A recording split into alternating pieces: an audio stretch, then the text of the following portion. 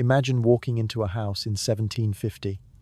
Not your house, of course. You probably don't own a powdered wig or a coach with squeaky wheels. No, this is the home of someone much richer, someone who measures status not just in acres of land or number of servants, but in what's stuck to their walls. Wallpaper. Yes, wallpaper, the silent bragger of the 18th century. It's funny, isn't it? Today you slap up wallpaper to hide a crack in the plaster, or you peel it off in frustration when you move into an apartment that thought floral vines were a timeless motif. But in the 18th century, wallpaper was currency. It was your way of saying, "Look at me. I am wealthy enough not to stare at bare walls." The bare wall, after all, was practically the badge of the poor. So before you get comfortable, take a moment to like the video and subscribe, but only if you really like what I do here. And since we're already setting the stage, do me a favor, drop your location and the local time in the comments. That way I know exactly what hour you're being serenaded by tales of wallpaper glory. As one wit once said, "Show me a man's walls, and I'll tell you how unbearable his dinner parties are." Which is to say, welcome to the tale of wallpaper, an object you've probably ignored your entire life, and yet, here we are, dedicating hours to it. Now picture yourself sitting in the parlor of an English country house, fire flickering, the scent of overcooked venison wafting in from the kitchen. Around you, patterns climb the walls like ivy, hunting scenes, vines curling in endless repetition, imported florals that you can't name, but are certainly expensive. Wallpaper isn't just background, it's a performance. And in this performance, you, dear listener, are already cast as the audience. The story really begins with the rise of paper imports in the 17th and early 18th centuries. Europeans had already been dabbling with paper hangings, often crude block prints. But as trade routes expanded, silks and hand-painted panels from China arrived, and suddenly everyone wanted their sitting room to look like a Chinese garden, even if, to be honest, they couldn't find Canton on a map. By 1712, wallpaper was such a big deal in Britain that Parliament slapped a tax on it, the Wallpaper Excise Act. Imagine caring enough about your walls that the government said, "Yep, let's monetize that vanity." And oh, did people pay. The nobility and the newly rich used wallpaper as a substitute for tapestries. Real woven hangings were staggeringly expensive and heavy. Wallpaper was lighter, cheaper, and most importantly fashionable. It was like moving from bespoke oil paintings to affordable but stylish IKEA prints, except your IKEA comes with poisonous dyes and smug aristocrats, showing it off after dinner. You would sit there, glass of port in hand, pretending to admire the host's library, when really your eyes kept drifting to the wall. The wallpaper spoke louder than any book. Its colors declared, "This family can afford imported pigments." Its patterns whispered, "We are cultured enough to keep up with Paris." Wallpaper was a social media feed before social media existed. If you didn't have it, you weren't in the conversation. Historians still debate whether the true explosion of wallpaper's popularity was driven more by middle-class aspiration or aristocratic one-upmanship. What we do know is this. By mid-century, wallpaper wasn't just decoration, it was cultural competition. Neighbors peeked in to see what patterns you'd chosen. Guests judged whether your florals were fresh or last season's leftovers. Wallpaper dated you as surely as a mullet haircut does today. And the humor of it all? Half the time, the patterns were absurd. Endless repeats of tiny leaves, grotesque cherubs that seemed to wink at you after too much wine, trompe-l'oeil pillars that fooled no one. But fashion isn't about sense. It's about belonging. Take one example. A certain English gentleman, Sir Robert Walpole, yes, the Prime Minister, had wallpaper imported from Paris in the 1722 to decorate Houghton Hall. Visitors wrote about it in their diaries, as if the walls themselves were celebrities. Forget the man's politics, look at his wallpaper, and while you admire it in your imagination, remember, those pigments weren't just pretty, they could be dangerous. Arsenical greens, lead whites, mercury reds, they looked stunning under candlelight, and possibly shaved years off your life. Poison chic, they called it later. Nothing says wealth like dying in a room that glows beautifully while it kills you slowly. The strangest thing is that wallpaper also became a way to flaunt literacy. Certain designs imitated bookshelves, crammed with painted spines of classics. A guest might scan your collection while sipping tea, unaware that they were admiring pulp fiction painted on pulp paper. Imagine hosting friends today, your Kindle strapped to the wall, set permanently to recommended reads. That's the 18th century in a nutshell, clever, impractical, and hungry for display. But the popularity wasn't just about beauty. It was also about warmth. Wallpaper trapped air, insulated walls, made damp English winters more bearable. Wealthy homeowners pretended it was just for looks, but the truth is, wallpaper was cozy. You could almost forgive the toxic dyes when you realized the patterns came with a side of heat. By the end of this first glimpse, you're leaning back, looking at a wall not as a neutral background but as a statement piece, a mirror of ambition, a fashion war fought in vines and scrolls. It's strange, isn't it? Wallpaper seems boring until you realize people once died, schemed, and preened for it. And now, as you close your eyes, imagine your own bedroom walls. Plain, maybe. Painted white. Or covered with a pattern you didn't choose but inherited from a landlord. Somewhere in the distance, the echo of the 18th century whispers, "You're not really anyone until your walls can talk." You tilt your head back and stare at the walls again. They aren't just European vines anymore. They're filled with cranes stretching their wings, peonies the size of your head, bamboo forests curling upward, little brush strokes so delicate they seem to flutter when you blink. Welcome to the Chinese wallpaper. Craze, one of the most curious cultural obsessions of the 18th century. It started with ships.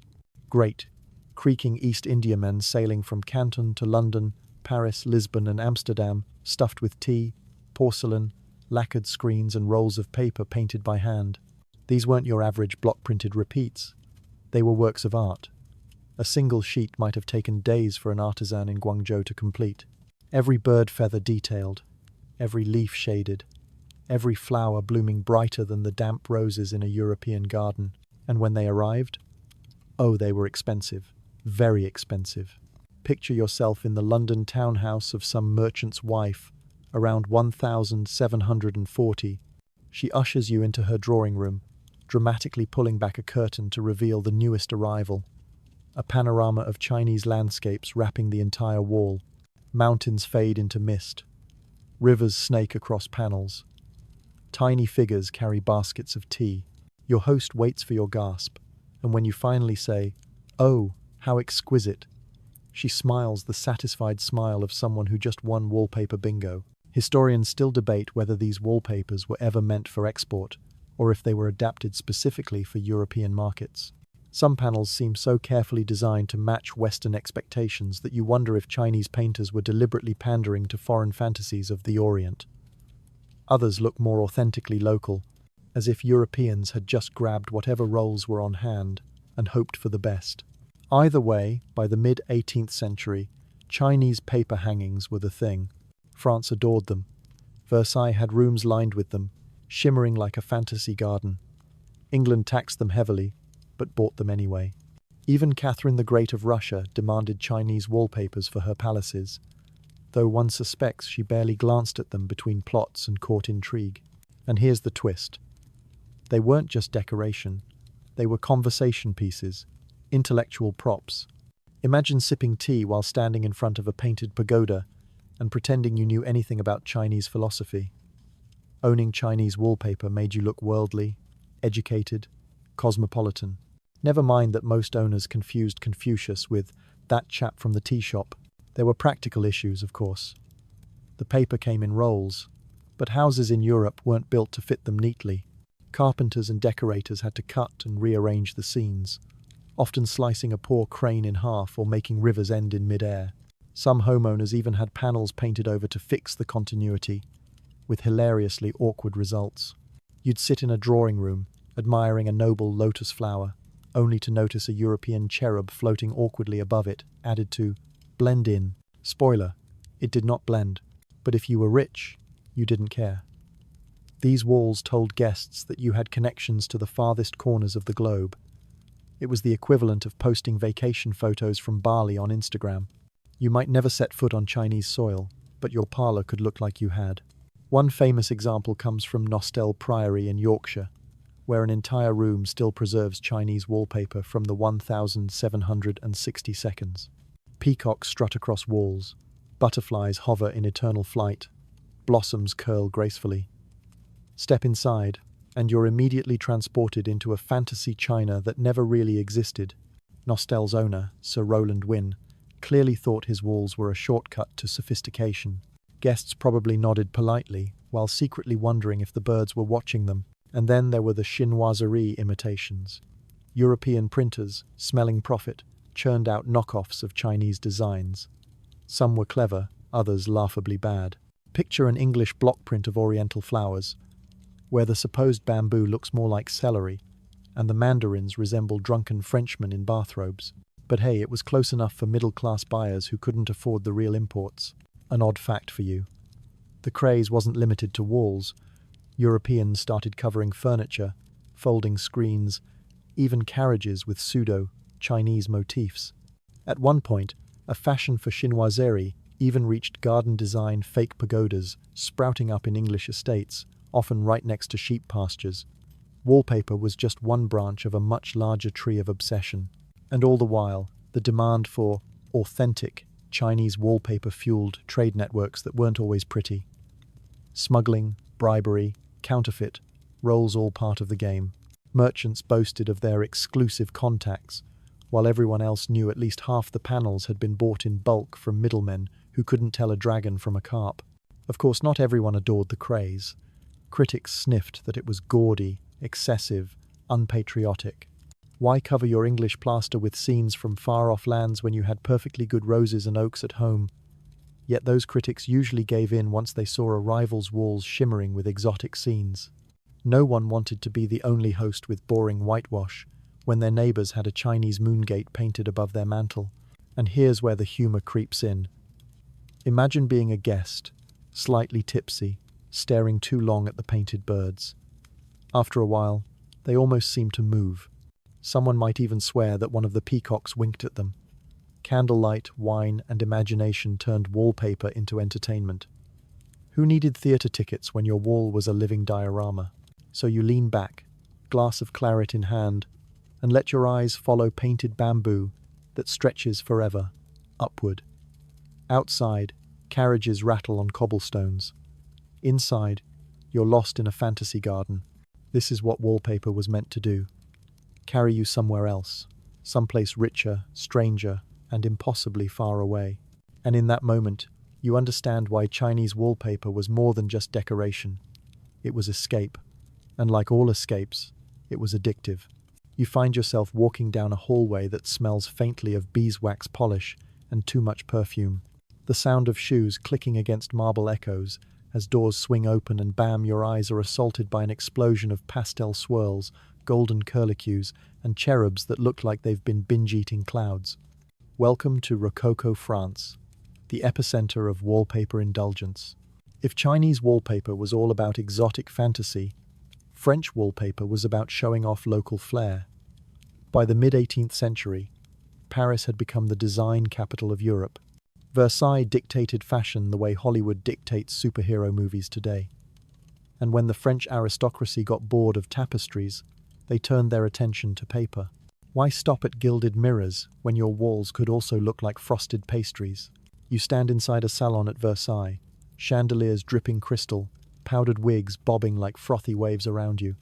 Every wall is covered in Rococo, wallpaper pinks, blues, soft greens, tiny vines looping like a child doodling spirals in the margins of a notebook. The effect is both enchanting and slightly ridiculous, like being trapped inside a giant macaron box. Historians still debate whether the French wallpaper boom was driven more by technical innovation or sheer aristocratic vanity. Printing workshops in Paris had perfected color woodblock printing, layering pigments with dazzling precision. Suddenly, you could mass-produce what once required a painter's hand. On the other hand, there's the small matter of nobles constantly demanding new novelties. The two forces collided, and wallpaper soared quite literally, in some cases, with designs featuring winged cherubs floating through endless skies. The French adored trompe-l'oeil, You'd walk into a room and for a split second swear there was a marble column, only to realize it was paper. Bookshelves, draperies, carved panels, all faked in glorious, flimsy paper. One poor duke was once mocked because his stone fireplace surround peeled at the edges after a humid summer. Imagine the embarrassment. Your guests coughing politely while your fake granite crumbles like damp cardboard. Odd fact. Some wallpapers incorporated mica flakes to shimmer under candlelight. This meant that at evening soirees, when dozens of wax candles flickered, the walls themselves seemed alive, twinkling like starlight. Sounds romantic until you realize the flakes sometimes fell onto guests' wigs, giving them a sparkling dandruff problem. And yes, wallpapers had themes. You'd get pastoral idols, shepherdesses leaning on crooks, sheep grazing in lush fields that never smelled of manure. You'd get mythological frolics, with Venus lounging across multiple panels, looking suspiciously like your hostess. You'd even get scientific motifs. During the craze for hot air balloons in the 1780 seconds, some wallpapers featured balloon flights drifting among clouds, as if Montgolfier himself had wallpapered your parlor. The politics of it all were deliciously subtle. To choose a wallpaper was to signal your alignment. Too plain, and you looked frumpy. Too flashy, and you risked satire. French cartoonists loved to mock tasteless nobles by exaggerating their gaudy walls. One famous caricature showed a marquis who had covered every inch of his parlor, even the ceiling, with paper, so much that guests struggled to find the door. Satirical, yes, but probably not far from the truth. And through all this, the middle classes began to imitate. Paris workshops churned out cheaper versions, flooding provincial homes with fashionable Rococo. A lawyer in Lyon might never visit Versailles, but he could paste a cherub on his dining room wall and pretend he belonged. Wallpaper democratized fashion, at least until the Revolution came along and democratized things in a far bloodier way. Speaking of the Revolution, there's an ironic twist. As the Bastille fell and heads quite literally rolled, wallpaper factories kept running. Even in the most chaotic days of 1789, Parisians still wanted pretty walls. Some historians argue that Rococo wallpaper, with its excessive swirls and sugary colors, embodied exactly the decadence that fueled revolutionary anger. Others argue it was simply fashion blameless, beautiful, and destined to peel when political winds changed. And oh, the personal details. Marie Antoinette, for instance, reportedly adored floral wallpapers. In her private chambers at the Petit Trianon, she surrounded herself with delicate patterns of roses and violets, dainty enough to make her feel like a country girl. Never mind that her country retreat had gilded furniture and armies of servants. But in those rose-covered rooms, she could at least imagine she was rustic. Wallpaper as escapism again. Another amusing tidbit. Guests often scratched their initials into the panels. Picture some nobleman at a dull evening gathering, idly etching, "CB was here," into a corner cherub's thigh with a snuff spoon. Conservators restoring these wallpapers today occasionally find such graffiti tiny rebellions preserved under centuries of glue. And yet, even as Rococo wallpaper dazzled, there was always the whisper of mortality.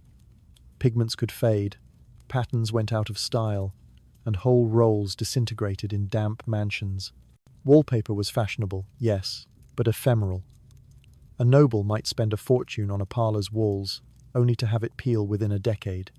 It was the ultimate metaphor for the Ancien Régime, glorious on the surface, fragile underneath. So here you sit, half asleep, surrounded by swirls, cherubs, and glittering mica. Somewhere in the distance, a violin scrapes, a candle sputters, and a powdered wig itches. The French aristocracy may be on the brink of collapse, but for the moment, all that matters is how splendid the walls look.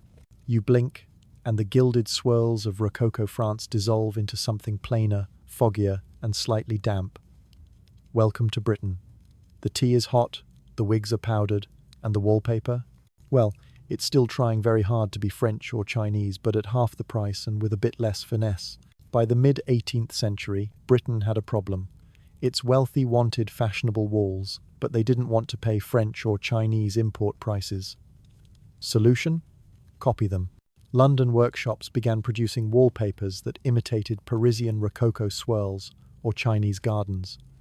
Some were so convincing that guests couldn't tell the difference.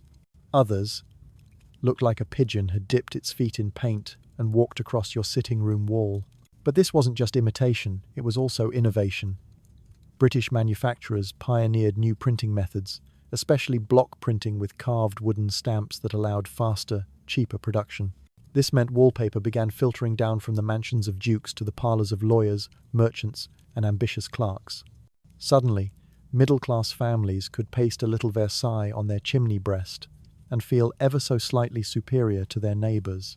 One canonical event ties neatly into this story: the infamous British wallpaper tax of 1712.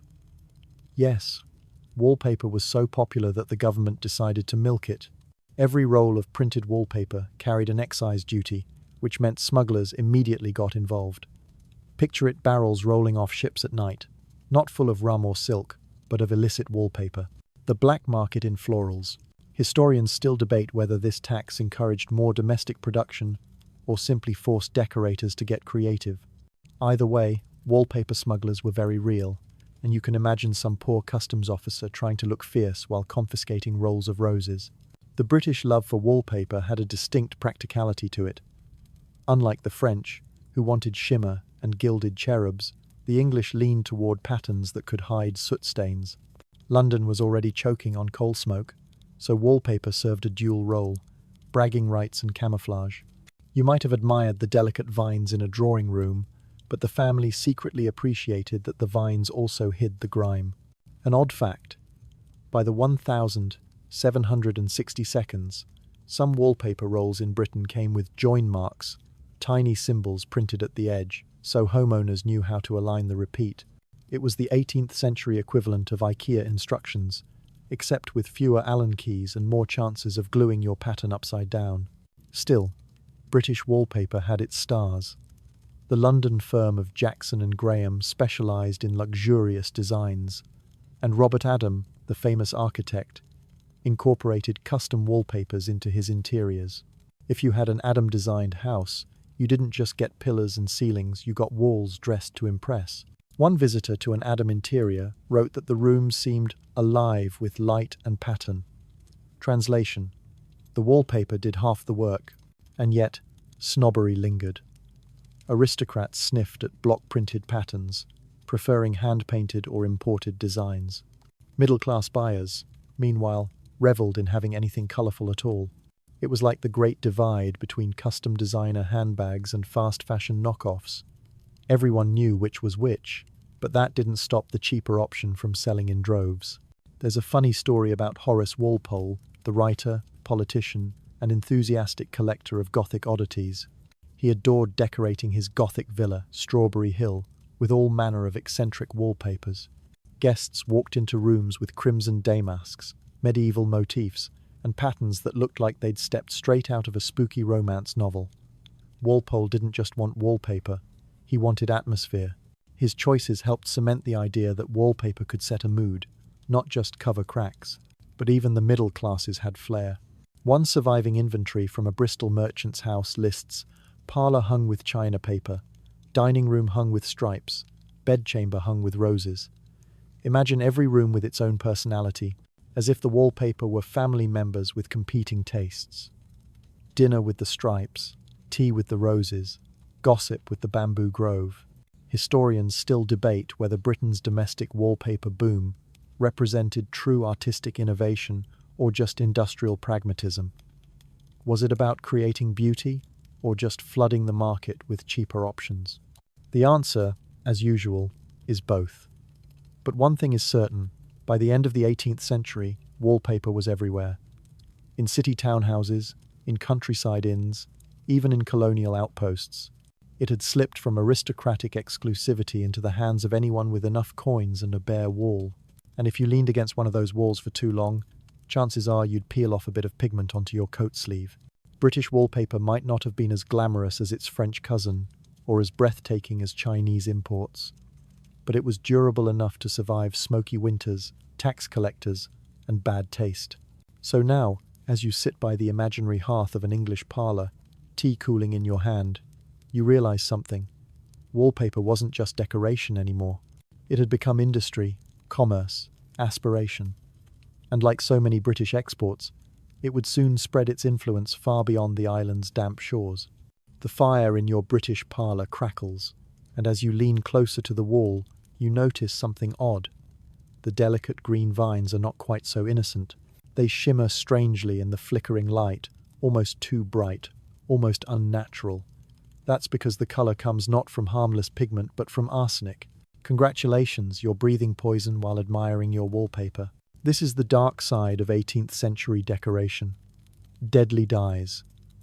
The pursuit of brighter, longer, lasting colors often led to chemicals that looked beautiful under candlelight but were quietly toxic. In an age before safety standards, walls could kill. Imagine proudly pasting your drawing room with the latest verdant pattern, only to discover that the vivid green contained Scheele's green, an arsenic compound that could leach into the air whenever the wallpaper grew damp. Stylish? Yes. Safe? Not even slightly. Historians still debate just how many people were sickened by poisonous wallpaper, but the anecdotes are enough to make you itch. There's the story of Napoleon's exile on St. Helena, where some argue his room's green wallpaper contributed to his death. There are Victorian reports of children who wasted away mysteriously, only for their rooms to be stripped later, revealing arsenic-laced paper. Even in the 18th century, whispers circulated. Why did some households always seem to cough in winter? Why did headaches strike after redecorating? Odd fact, before arsenic, lead was the star. Lead white made whites pop, and pastels creamy. Mercury made reds more vivid. Copper gave blues and greens extra punch.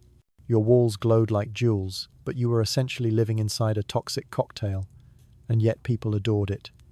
Guests would marvel, such radiant hues, while their throats tickled and their skin flared in rashes. Poison chic, as future critics called it. The irony? Some doctors of the period recommended wallpaper as healthy because it insulated walls and reduced drafts. Parents hung arsenic green paper in nurseries, convinced it would keep their babies warm.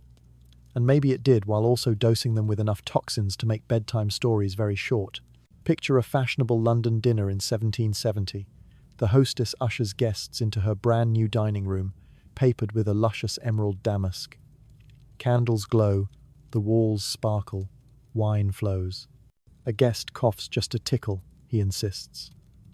Another complains of a headache. The hostess shrugs. Perhaps the claret was too heavy. No one suspects the wallpaper. They leave dazzled, unaware that the vivid glow of the room is slowly leaching danger into their lungs.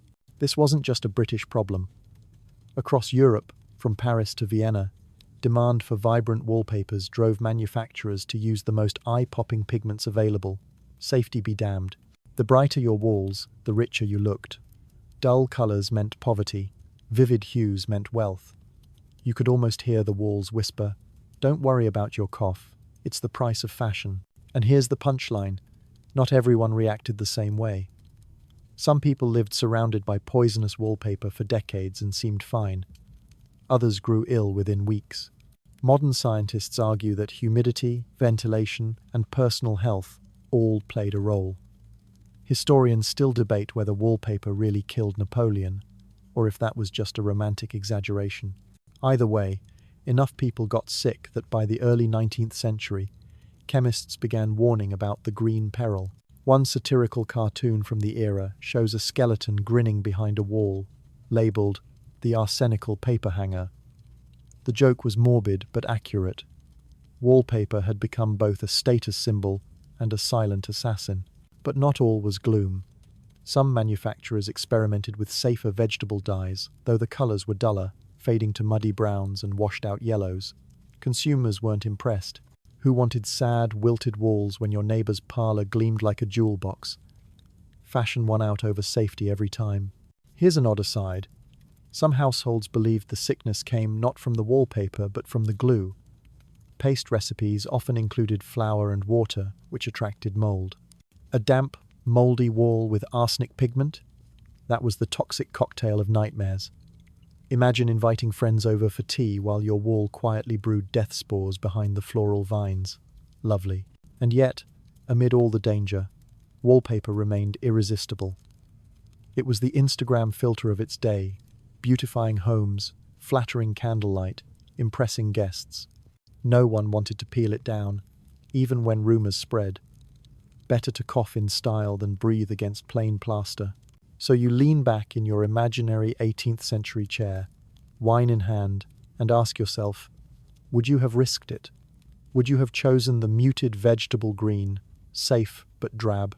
Or would you have gone all in, arsenic and all, to make sure your dinner guests gasped with envy? History suggests most people chose envy. And perhaps, as you close your eyes, you hear the faintest whisper from the wall. Breathe deeply. Fashion always comes at a price.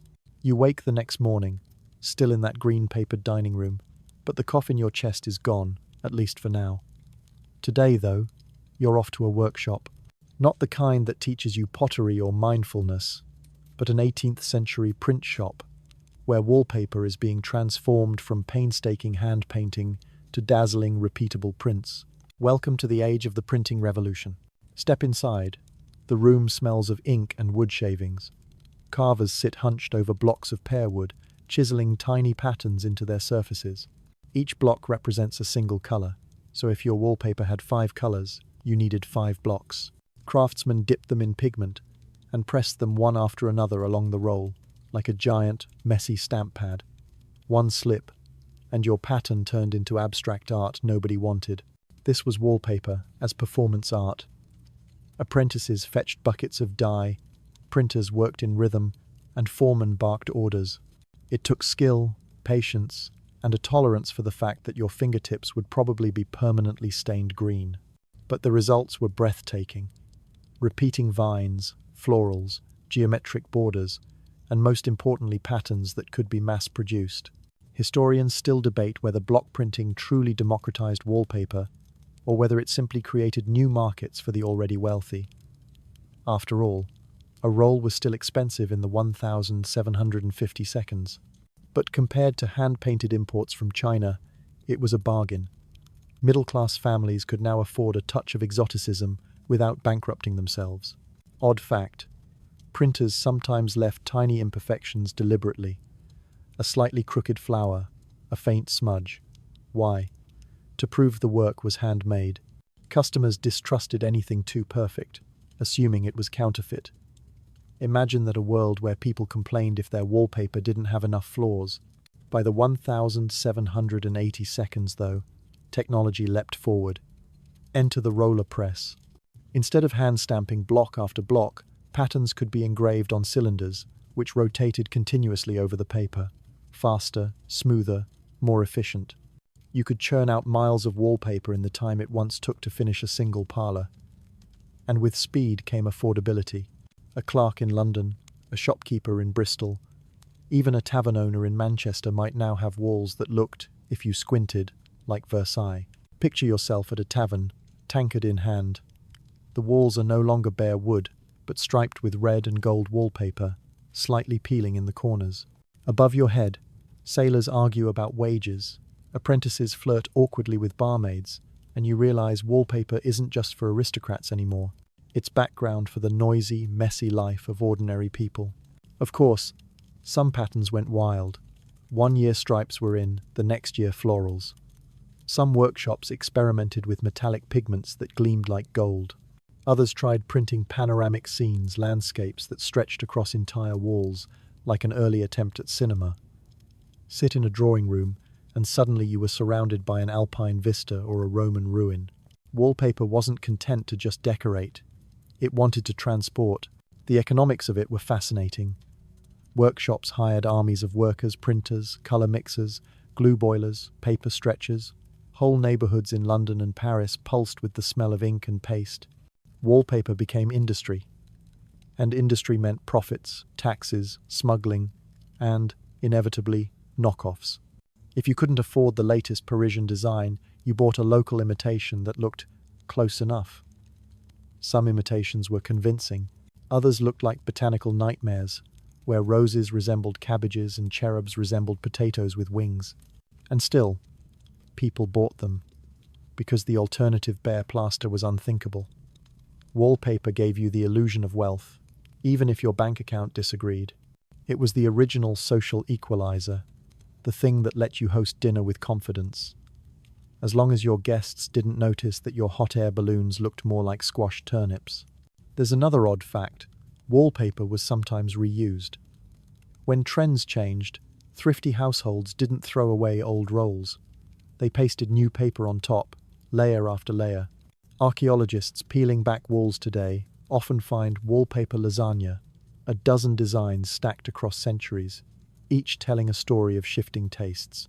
Imagine future historians scrolling through your old Instagram filters, stacked one on top of the other, same idea. And yet, not everyone embraced the mass production. Critics sneered that the roller press cheapened the art. Where once each panel was a masterpiece, now anyone could paste up a knockoff. Some elites clung to hand-painted imports, the way art collectors today dismiss posters and prints. Wallpaper, suddenly, had class tiers. The authentic, the artisanal, and the embarrassingly common. But the genie was out of the bottle. With block and roller printing, wallpaper could be churned out faster than fashion itself. 1 year, your parlor looked cutting edge. 2 years later, it looked hopelessly dated. It was the 18th century version of fast fashion. Wear it, flaunt it, replace it before your friends mocked you. So here you are, in the workshop, ink on your hands, ears ringing from the thump of blocks and the hiss of rollers. The rolls stack higher and higher, ready to paper the walls of Europe. And as you watch them spool across the room, you realize wallpaper isn't just art anymore.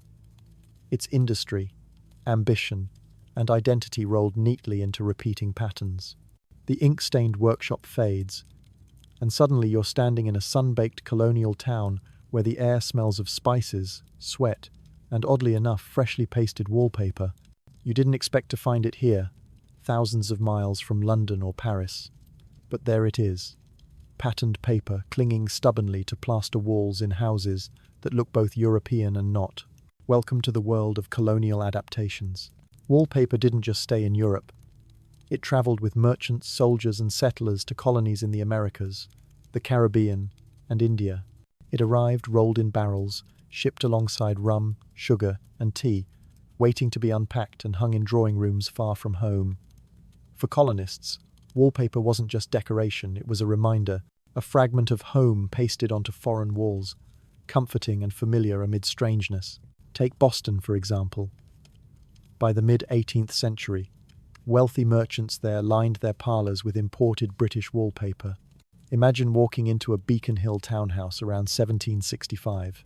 Oak floors creak beneath your shoes, the fire crackles, and on the walls striped or floral paper straight from London.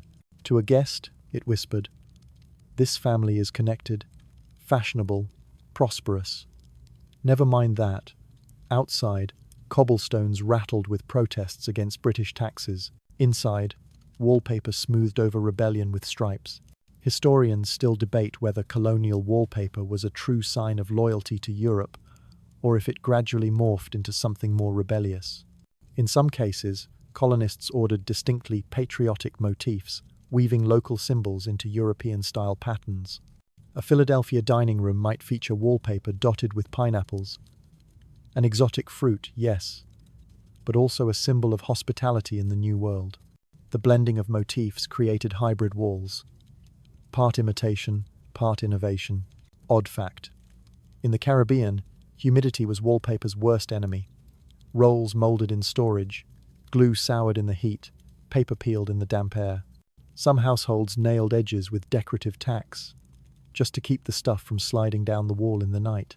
Imagine waking at midnight to the sound of wallpaper sighing and sagging, giving up against tropical weather. India saw a different twist. British officials and merchants there often mixed imported wallpapers with local textiles. One might find a Calcutta residence where wallpaper with British stripes sat alongside embroidered hangings or painted Indian murals. The result? A riot of clashing patterns that would give modern interior designers migraines, but at the time, it was a proud statement. We are worldly. We own the best of both worlds. And then there were the inns and taverns of the colonies. Wallpaper turned up in surprising places, sometimes in modest rooms where guests paid by the night. A traveller in Virginia, in the 1770 seconds, wrote of being astonished to find wallpaper on the walls of a roadside tavern, noting it was somewhat tattered, but made the room genteel. Imagine sipping a mug of cider under peeling paper roses while horses whinnied outside. Even rough corners of colonial life wanted a touch of elegance. Economically, wallpaper reflected the broader colonial trade web. Ships brought paper rolls as ballast, filling the empty spaces between barrels of sugar or crates of tobacco. Smugglers, too, carried wallpaper, slipping it into ports where tariffs made legal imports too costly. For customs officers, it was one more thing to sniff out: rum, molasses, wallpaper. A strange trio, but all symbols of a connected world. Of course, not all colonists could afford it. A wallpapered parlor was a statement of wealth. Middle-class families sometimes hung just one feature wall or papered only the best room, the space used for entertaining guests. Bedrooms and kitchens remained bare, reminding everyone that wallpaper was still a luxury, not a necessity. But even when it appeared in small doses, wallpaper made an impact. In American households, it sometimes became a political backdrop. During the Revolution, patriots tore down imported British wallpaper, while loyalists kept theirs proudly on display. Your walls said as much about your allegiance as your tea chest. In a way, wallpaper became propaganda by accident. Ordinary decoration turned ideological billboard. Oddly enough, archaeologists today find scraps of colonial wallpaper behind paneling or under floorboards, preserved like time capsules. In Williamsburg, Virginia, fragments of bold florals turned up hidden behind wainscoting, their colors still faintly visible centuries later. Each scrap is a whisper. I was here, pasted up to impress, peeled down when tastes or politics changed. So here you are, standing in a colonial parlor with one wall papered in exotic stripes, the others bare. The heat presses against your skin, the glue smells faintly sour, and the pineapples on the wall tilt ever so slightly in the damp. Outside, carriages rattle, and voices argue about taxes and liberty. Inside, the wallpaper is stubbornly elegant, a quiet declaration that no matter the politics, people will always cling to beauty. You leave the humid colonial parlor behind and step into another room, this one buzzing with chatter and laughter. Guests crowd around a tea table, their eyes darting not to the host, but to the walls. Why? Because the wallpaper is outrageous. Enormous pineapples leap from the panels, hot air balloons soar across the ceiling, and what appears to be an entire bookshelf full of leather-bound tomes is painted into one corner. Welcome to the age of odd motifs and whimsical trends. By the late 18th century, wallpaper wasn't content with vines and florals. It wanted to play. Designers let loose, filling walls with novelty images that made guests chuckle or groan politely if they were too proper to laugh. Pineapples, for example, became wildly fashionable. Imported at great cost from the Americas, pineapples were rare, expensive, and utterly impractical. Most people never tasted one, but they could at least admire a paper version. To paste pineapples across your parlor was to shout, "I am rich enough to imagine tropical fruit," while eating boiled mutton. Historians still debate whether these whimsical designs reflected genuine delight in novelty or just a desperate attempt by manufacturers to keep customers buying new patterns every year. Either way, the motifs became conversation starters. A hot air balloon wallpaper wasn't just decoration, it announced that you were up to date with the latest scientific marvel. Guests might stand beneath the papered skies and swap stories about the Montgolfier brothers' flights, all while secretly hoping no real balloon would ever crash through their roof. And then there were the trompe-l'oeil bookshelves. Entire walls made to look like a library, spines painted neatly in rows, gilded titles glimmering in candlelight.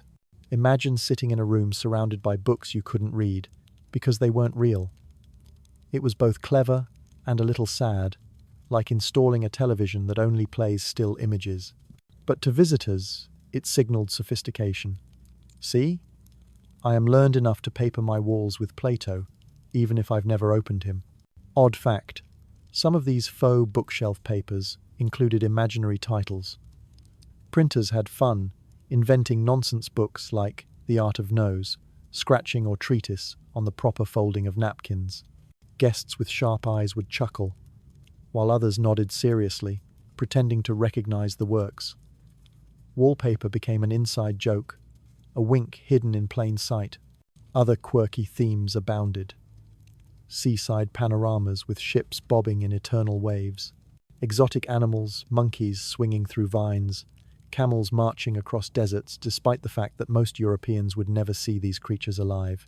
One particularly eccentric design depicted musical instruments scattered across the wall, as if someone had flung violins and flutes in a fit of decorative passion. Imagine trying to nap in that room with a papier-mâché trumpet staring at you. This was also the era of panoramas, giant scenic wallpapers that transformed entire rooms into storybooks. A French company called Zuber would later perfect these in the 19th century. But even in the 18th, you could buy wallpapers that turned your parlor into an Italian countryside or a view of Constantinople. You'd sip your tea while gazing at painted ruins, pretending you were on a grand tour without leaving your squeaky chair. Not everyone approved. Traditionalists sniffed that wallpaper was becoming silly, too full of novelty. Serious gentlemen argued that respectable parlors required restraint florals, stripes, maybe a tasteful border. But fashion, as always, laughed at restraint. If your neighbor had vines, you needed pineapples. If your neighbor had pineapples, you needed hot air balloons. And if your neighbor had hot air balloons, well, you'd better paste a bookshelf filled with fake Aristotle. Here's an odd aside. In some towns, wallpapers doubled as teaching tools. Children were told to memorize geography from maps pasted on nursery walls. Imagine tracing your finger along a paper equator while your tutor droned on, only to realize that last week's damp had smudged India into an unrecognizable blob. Still, it was better than staring at blank plaster. So you sit there in a room plastered with whimsy. Above your head, balloons float forever upward. To your left, a monkey grins. To your right, rows of books that never open. The wallpaper doesn't just decorate, it entertains, amuses, provokes conversation. It's a little absurd, yes, but that's the point. In the 18th century, walls became playgrounds for imagination. And as you lean back, eyelids heavy, you realize that maybe, just maybe, falling asleep beneath a pineapple is not the strangest thing you could do tonight. The whimsical pineapples fade, and now you're stepping through the swinging door of a coffee house. The air is thick with smoke, the clatter of cups, and the low murmur of arguments about politics and poetry. But before you even notice the crowd, your eyes land on the walls. Yes, wallpaper, here too. Not just for aristocratic parlors anymore, but pasted up in public spaces, where everyone from merchants to sailors to poets could stare at repeating vines while debating the price of sugar. Wallpaper had escaped the home. By the second half of the 18th century, coffeehouses, taverns, inns, and even some shops began hanging patterned paper. Why? Because nothing made a place look instantly more fashionable and therefore more profitable than stylish walls. Bare wood whispered cheap. Wallpaper shouted respectable, even if your clientele smelled like damp wool. Picture a tavern in Bristol, circa 1775. The room is loud with sea shanties, the floor sticky with spilled ale, and yet the walls are covered in faded floral prints. Peeling at the edges, yes, but still there.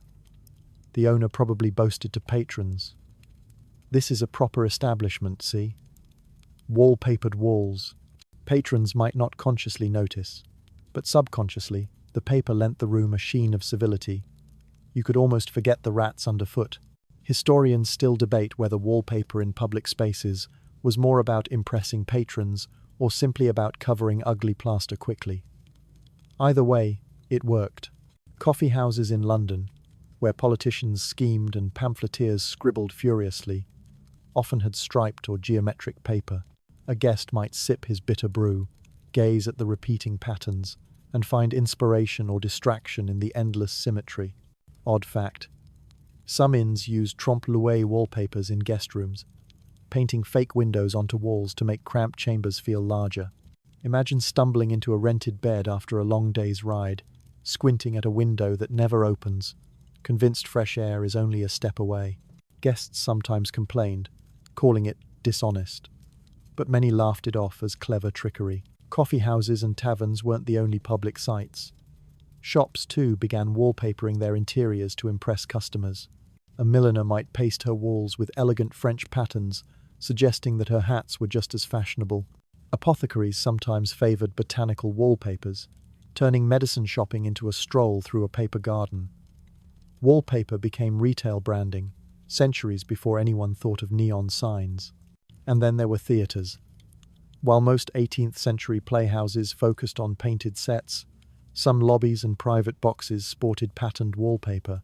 Picture a noble couple whispering in their decorated box, the wallpaper behind them glowing in candlelight as actors thundered below. For a moment, even the theatre walls became part of the spectacle. Public wallpaper also had a downside: wear and tear. Unlike a parlor, a tavern saw fists slammed, mugs spilled, and candles knocked over. Wallpaper faded fast. But instead of being embarrassed, owners embraced the constant refresh cycle. New paper meant new fashion. A tavern redecorated every few years could claim it was keeping up with London trends, even if the motifs were already outdated by the time the rolls arrived. One traveller wrote in 1784 of staying in an inn, where the walls bore a most riotous pattern of grapes and vines, no doubt meant to make the guest thirst. Clever marketing, perhaps. Sit under endless grapes, and of course you'll order more wine. Wallpaper as subliminal advertising before anyone had invented the term. There's something almost comic about it. Imagine a group of grizzled sailors, fresh from weeks at sea, sitting under delicate Rococo swirls that were originally meant for Versailles. They slam down pints of ale, roar sea songs, and completely ignore the cherubs fluttering above them. Wallpaper democratized beauty whether or not the audience cared. So you sit in the corner of this 18th century coffee house, tea cooling in your hand. The walls around you are striped, the room buzzing with voices. Outside, carriages rattle and rain drizzles. Inside, the wallpaper absorbs it all, steady, silent, patterned. It no longer belongs to nobles alone, it belongs to everyone. And in its quiet way, it changes how public spaces feel, making even the rowdiest tavern seem, for a moment, genteel. The tavern noise fades into the quiet rustle of skirts and the faint clink of porcelain cups. You find yourself in a drawing room, the sort of private space where women gathered to gossip, sip tea, or stitch embroidery under the watchful eyes of wallpaper. Yes, here, wallpaper wasn't just fashion or commerce, it was gendered. It helped define what rooms were feminine and what roles women were expected to play inside them. Step closer to the wall. You'll notice delicate floral motifs, roses, climbing trellises, tiny violets, sometimes entire gardens unfolding across the paper. These were considered appropriate for women's spaces, softening the room and echoing ideals of gentleness and beauty. A drawing room wasn't just somewhere to sit, it was a stage set, with wallpaper as the backdrop for performances of politeness, charm, and subtle competition. In contrast, men's spaces, the library, the smoking room often sported darker patterns, stripes, geometrical designs, or faux-wood wallpapers, meant to look serious, studious, masculine. A gentleman might lean against a wall lined with oak. That was, in truth, only paper pretending to be wood. Historians still debate whether such distinctions reinforced social roles or simply reflected market tastes. But the split was clear. Wallpaper literally drew lines between gendered expectations. Odd fact: in some households, wallpaper patterns were chosen by gender for bedrooms too. Boys' rooms might be papered with stripes or hunting scenes, while girls' rooms bloomed with flowers or pastoral motifs. Children grew up surrounded by subtle cues about who they were supposed to be printed, quite literally, onto their walls. The boudoir, that most intimate of feminine spaces, was wallpaper's playground. Picture yourself reclining on a chaise longue, silk gown rustling, while the walls glow with pastel pinks and cherubs tumbling through clouds. A visitor would immediately understand. This was a private retreat, delicate, curated, and undeniably feminine. The wallpaper wasn't just decor, it was identity in pattern form. Of course, not every woman accepted this quietly. Diaries from the late 18th century sometimes note frustrations with insipid floral paper. One witty hostess complained that her drawing room smells of roses even when no vase is present, and I am weary of their thorns. In other words, Wallpaper wasn't just a comfort, it could be a prison of taste. Meanwhile, the middle classes embraced wallpaper as proof of domestic respectability. For wives and daughters, choosing the right pattern became a marker of taste, and, by extension, morality. Was the parlor tasteful enough? Were the florals too gaudy?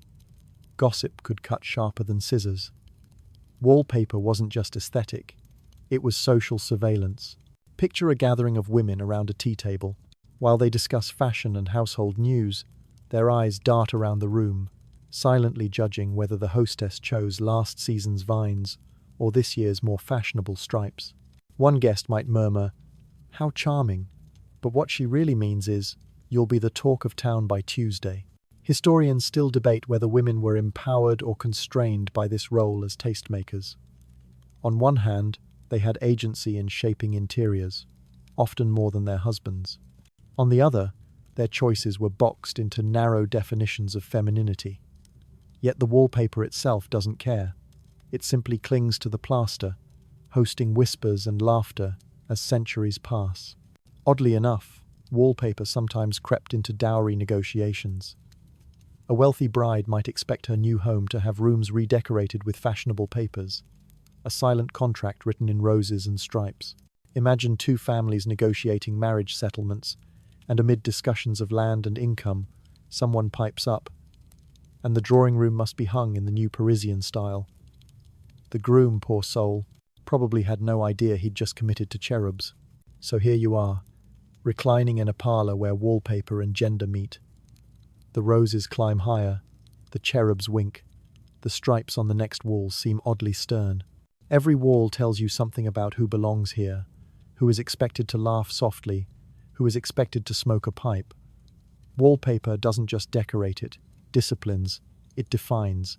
And as your eyelids droop, you realize the patterns around you aren't just pretty, they're the silent rules of the household, pasted up for everyone to see. You shuffle out of the parlor, leaving behind the whisper of roses and cherubs, and find yourself in a counting house. The air is thick with dust, ink, and the sound of quills scratching ledgers. Here, wallpaper isn't about femininity or cherubic charm, it's about numbers, trade, and the growing consumer economy of the 18th century. The walls you see aren't just decorated, they are economic artifacts. Consider the simple fact: wallpaper required paper. That paper came from rags, literally old linen, and cotton scraps pulped down in water-powered mills. The demand for wallpaper surged, and suddenly rag pickers, bleach boilers, and mill workers became silent partners in Europe's obsession with patterned walls. Every vine on a parlor wall represented the labor of dozens of hands. Historians still debate whether the wallpaper boom was a cause or a symptom of the expanding Enlightenment economy. On one hand, it reflected rising consumer demand. People wanted beauty, novelty, and fashion, and they were willing to pay. On the other hand, wallpaper also created demand. Workshops churned out new designs, flooding markets, and persuading even reluctant buyers that last year's vines were hopelessly outdated. Sound familiar? Fast fashion's ancestor was wallpaper. Odd fact, Britain taxed wallpaper heavily. The 1712 Wallpaper Excise Act meant manufacturers had to stamp each roll to prove the duty was paid. Some clever decorators evaded the tax by buying plain paper and hiring local artists to paint designs directly on the wall. Inspectors complained that houses were being smuggled into fashion without the treasury's cut. Yes, illegal murals became an anti-tax movement.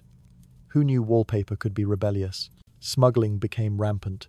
Rolls were slipped into cargo alongside tea and textiles, hidden in barrels marked flour or soap. Customs officers raided warehouses in Bristol and Portsmouth, peeling open bundles to reveal contraband florals. Imagine the drama.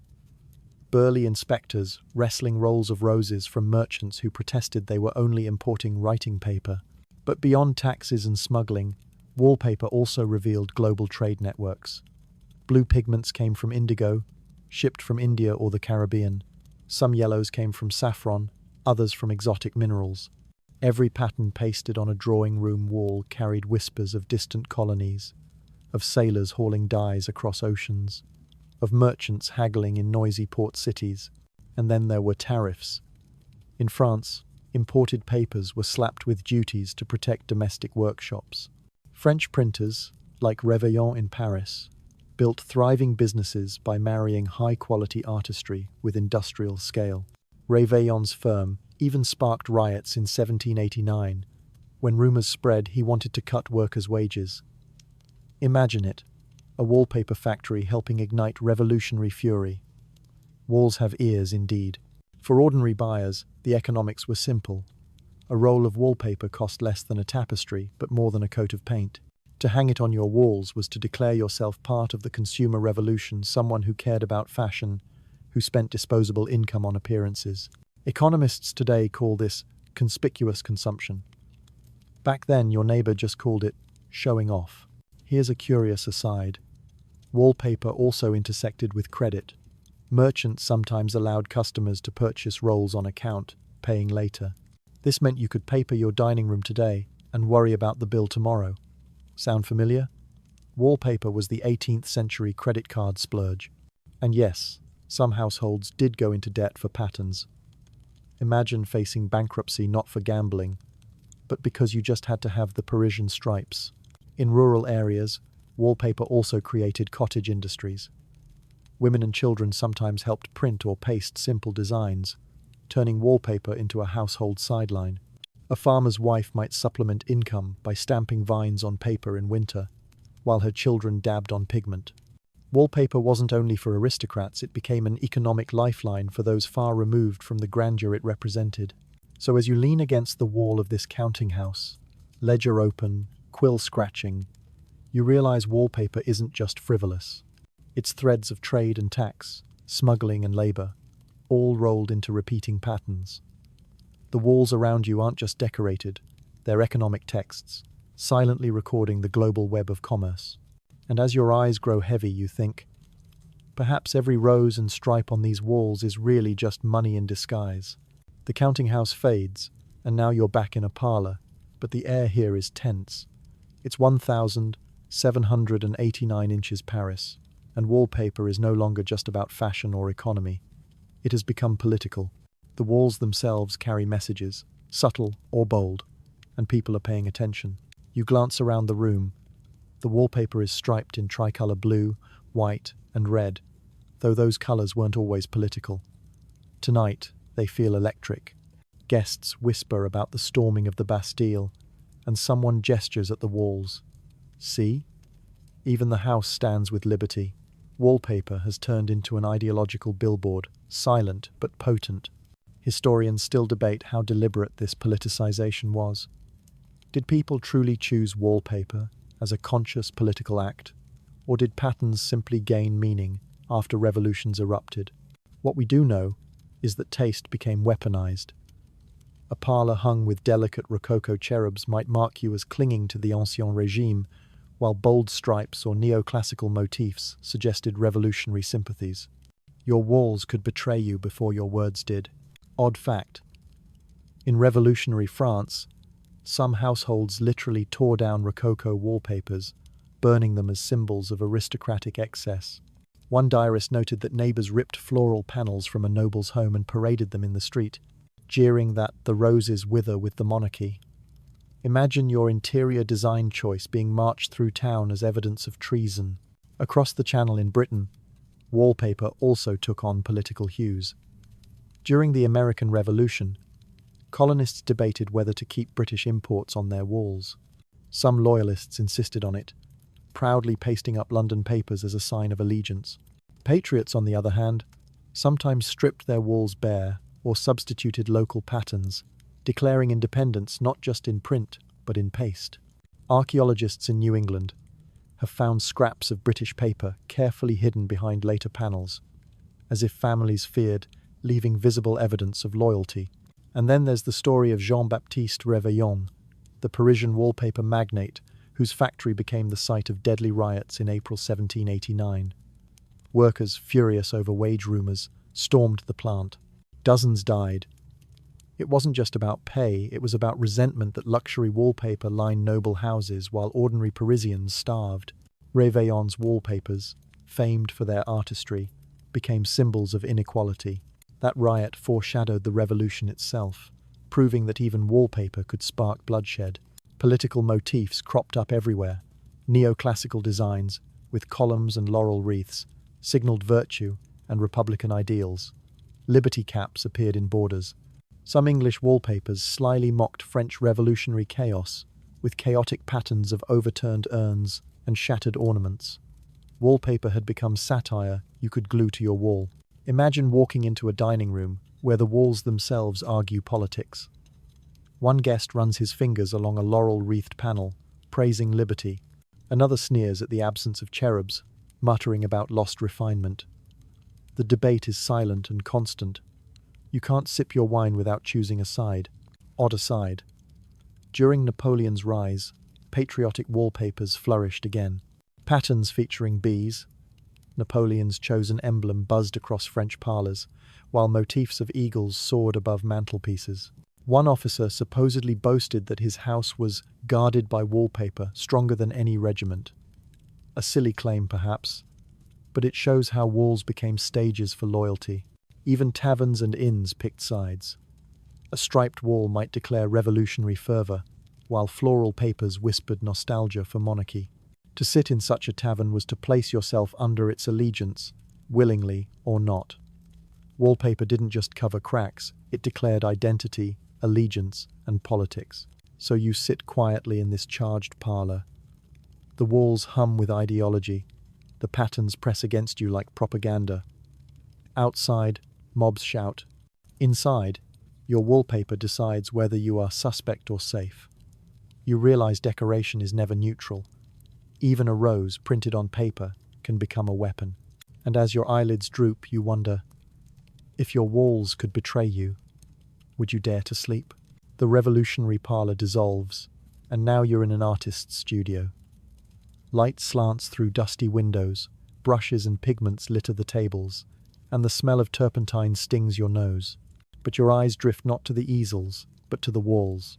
Here, wallpaper isn't just decor, it's a punchline, a symbol, and sometimes a sly character in art and satire. 18th century painters often slipped wallpaper into their canvases, not as the subject, but as the backdrop. Portraits of wealthy families show them posing in front of carefully chosen papered walls. A striped pattern behind a merchant might signal his sobriety. A floral burst behind his wife might suggest fertility and taste. Wallpaper was a prop, a silent co-star telling viewers, this family is fashionable enough to paste their wealth onto the plaster.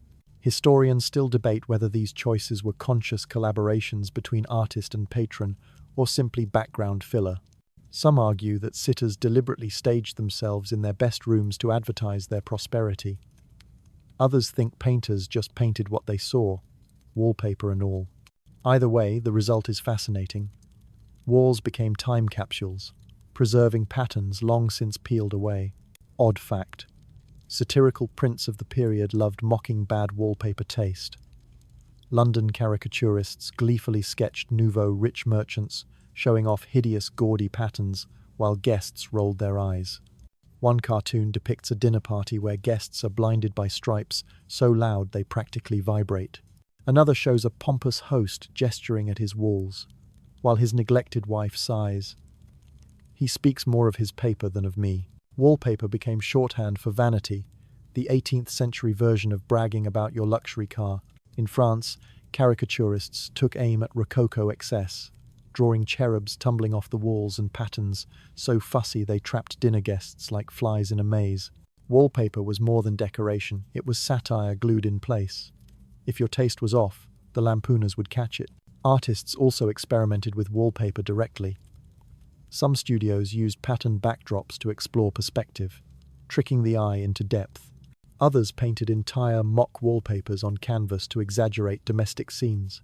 One surviving genre painting shows a poor family seated against a wall with peeling wallpaper, the contrast between shabby patterns and hungry faces driving home the message of inequality. Even torn paper told a story. Meanwhile, playwrights and poets occasionally poked fun at wallpaper in dialogue. A satirical comedy might include a foppish character obsessing over whether his cherubs faced left or right.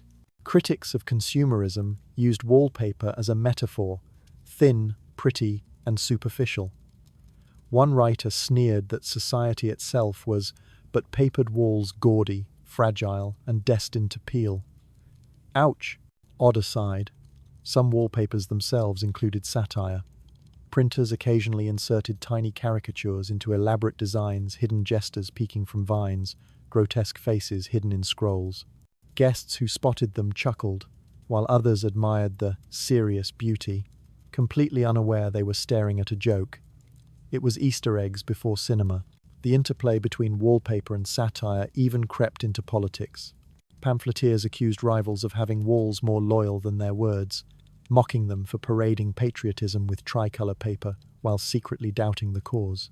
Imagine a scandal where a politician's wallpaper became headline news. Minister's dining room still papered in royalist florals. It happened in its own way.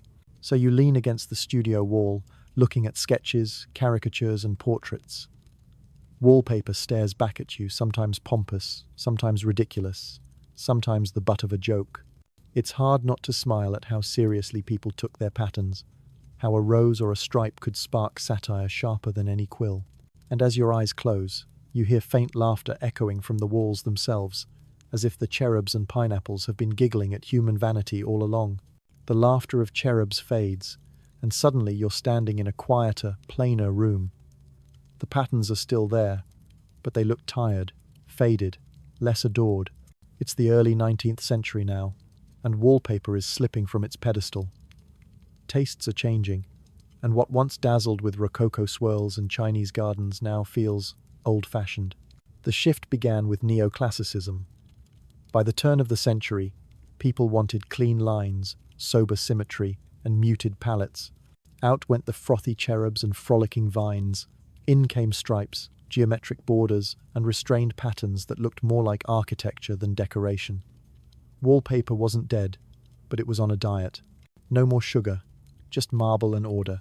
Historians still debate whether this was a genuine aesthetic revolution or simply exhaustion with Rococo excess. After all, Europe had just endured revolution, war, and upheaval. Gilded swirls felt out of place in a world where guillotines and cannons dominated headlines. Austerity became fashionable, and wallpaper followed suit, slimming down into quiet, disciplined designs. Odd fact: some early 19th century households even returned to paint, wainscoting, or bare plaster. Wallpaper had become too common. What began as a symbol of elite taste was now in taverns, inns, and middle-class parlors everywhere. For aristocrats, that meant it was no longer special. Better to strip it off and reveal cool painted walls than risk looking like a shopkeeper. Wallpaper, once the star of fashion, was suddenly a bit embarrassing. The Industrial Revolution didn't help. Roller presses churned out papers faster than ever, flooding markets with cheap designs. Walk through a city street in 1810, and you'd see wallpaper rolls stacked in shop windows, affordable to clerks and seamstresses. That was good for business, but bad for prestige. The more accessible it became, the less luxurious it felt. Wallpaper had gone from exclusive conversation piece to background noise. There's a poignant anecdote about a French duchess who in 1815 ordered all the wallpaper stripped from her summer house. She insisted that plain walls are the true mark of dignity. Her servants reportedly wept as they peeled away exquisite panels of hand-painted Chinese paper. Today, museums would kill for those scraps, but to her, they were passé clutter. Odd aside, Napoleon himself apparently disliked fussy wallpapers, preferring strong, simple motifs, stripes, bees, laurel wreaths. He turned walls into propaganda, yes, but not indulgent Rococo fluff. His taste for severity trickled down, reinforcing the decline of frivolous wallpaper. When emperors sneer at cherubs, cherubs don't stand a chance. But wallpaper didn't vanish entirely. It clung to certain spaces, middle-class homes, rural parlors, modest inns where fashion lagged behind. Some families simply couldn't afford to redecorate with every new whim.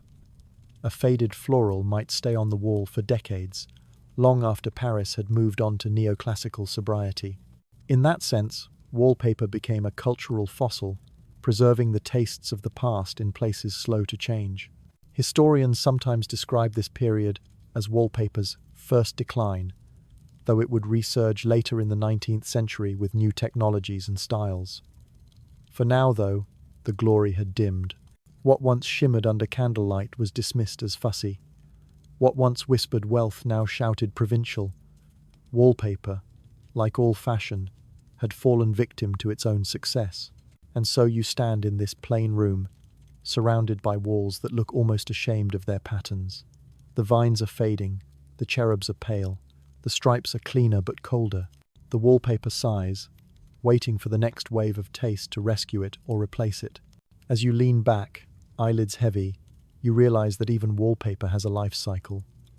Born in splendor, celebrated in excess, mocked in satire, and finally abandoned for being too ordinary. It's not death exactly, just decline. The walls are still there, but their glory days are gone.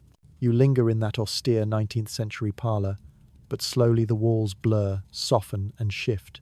The stripes dissolve, the cherubs fade, and suddenly you're in your own living room, or maybe your grandmother's.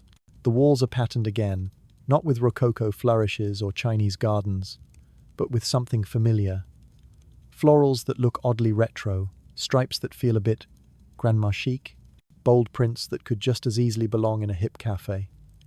Somehow, echoes of the 18th century are still with you. Wallpaper never truly disappeared. It reinvented itself, century after century. The same instincts that drove a Parisian aristocrat to paste cherubs above her mantel are alive in a Brooklyn loft plastered with ironic palm fronds. The same desire that made a Boston merchant line his parlor with pineapples now makes a millennial couple cover their bedroom in banana leaves. Different centuries, same impulse. Make the walls talk. Historians still debate why wallpaper persists when fashions shift so dramatically. Is it nostalgia? Is it rebellion against minimalism? Or is it simply human delight in patterns, our tendency to find comfort in repetition? Whatever the reason, wallpaper keeps crawling back, stubborn as ivy. Odd fact, the very word wallpaper once sounded luxurious, but by the 20th century it was almost derisive. People mocked it as dated, kitschy, even claustrophobic. And yet, by the 21st century, designers began rebranding it as statement walls or feature panels. Suddenly, wallpaper wasn't tacky, it was bold. You could walk into a boutique hotel and find a giant panoramic jungle mural, a wink at the old panoramas of Zuba, or a dining room where stripes dared you to sit up straight. What's fascinating is how those 18th century motifs still echo. Pineapples reappear in kitchens, hot air balloons drift across nurseries, and faux bookshelves once again line hipster cafes. What once signaled wealth now signals irony. What once was fragile and toxic is now peel and stick vinyl. Different medium, same drama. And let's not forget the cycles of taste. One generation strips paper in disgust, swearing never to paste again. The next embraces it, proudly layering bold florals over freshly painted walls. It's as if the ghost of 18th century fashion keeps tugging us back, whispering, "Go on, paste a little whimsy up there." So here you sit, in a room that could be today, yesterday, or 200 years ago. The wallpaper hums softly around you, carrying centuries of vanity, politics, whimsy, and commerce. Maybe your walls are bare, maybe they're patterned, but either way, you're part of the long story of human beings trying to make plaster less boring. As your eyes grow heavy, the patterns blur into shapes, the shapes dissolve into colors, and you realize the walls are no longer decoration at all. They're lullabies, repeating, soothing, endless. Wallpaper, in the end, is not about status or satire or smuggling. It's about rhythm. And rhythm is what puts you to sleep. And now the story slows. You lean back fully, the chair cradling your weight, your breath softening with each exhale. The walls around you are quiet now, their patterns fading gently into shadow. No pineapples, no stripes, no cherubs, only the soft memory of colors drifting together like clouds at dusk. You feel the room expand and blur, as if the wallpaper itself is stretching outward, dissolving into a horizon without end. The rhythm of vines and florals becomes the rhythm of your breath. In, out, steady, calm. Every wall you've walked past tonight, whether in Versailles, a Boston parlor, or a noisy tavern, fades into a single, endless wall of calm. It has no pattern, no urgency. Just a soft, warm surface that holds you like a blanket. You no longer have to notice details or remember histories. You can simply let them go. Your body sinks heavier now. Your shoulders slacken. Your jaw loosens. Your eyes drift closed. Even the faint echoes of laughter and debate, of wallpaper riots and Rococo swirls, fall silent. All that remains is stillness, repetition, a quiet pattern that no longer needs to be seen. You are safe here. The walls will hold. And as the last shapes fade to nothing, you find yourself floating in a room without edges, without time. A room where wallpaper has melted into pure comfort. So rest now. Let the patterns dissolve. Let the stories go. You've traveled through centuries of walls, and now the only wall you need is the soft one inside your mind. Breathe, drift, and sleep.